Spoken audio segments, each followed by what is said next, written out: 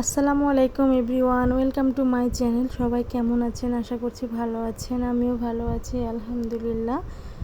আমি পিঠা বানাবো। এখানে তালের রস নিয়ে নিয়েছি। বাজার থেকে এত বড় একটা তাল কিনে নিয়ে আসছিল, সেটা অনেক সুন্দর করে আমি রস বের করে নিয়েছি।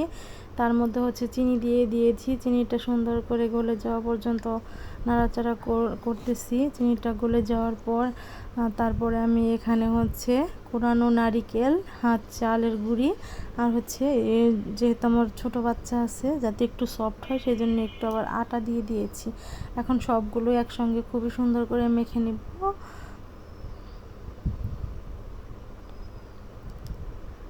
এই তালের সিজন আসলে 2-3 বার 4-5বারও আমার তালের পিঠা খাওয়া হয়ে যায়। আমি অনেক রকম পিঠাই বানাই, তবে আজকে শেয়ার করতেছি তালের বড়া আমি কিভাবে বানাই। এক একজনে হয়তো এক এক রকম করে বানায়, এক একজনের রান্নার স্টাইল এক এক রকম, বাট আমি যেভাবে বানাই সেটাই শেয়ার করতেছি।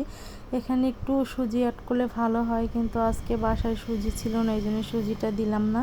চালের গুঁড়ি আর নারকেল কোড়া আর একটু আটা দিয়ে সুন্দর করে মেখে নিয়েছি। এখন এটা কিছুক্ষণ রেস্টে রেখে দিব।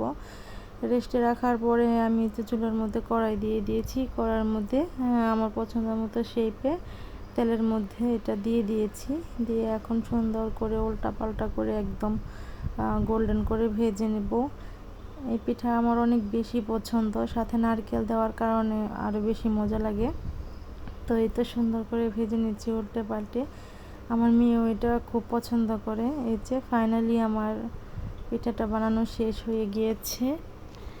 খেতে অনেক বেশি মজা হয়েছিল, আমার ছেলে মেয়ে অনেক বেশি পছন্দ করছে। সাথে আমি এখানে আরেকটা পিঠা বানিয়ে নিয়েছিলাম, পুলি পিঠা, ভিতরে নারকেলের পুর দিয়ে।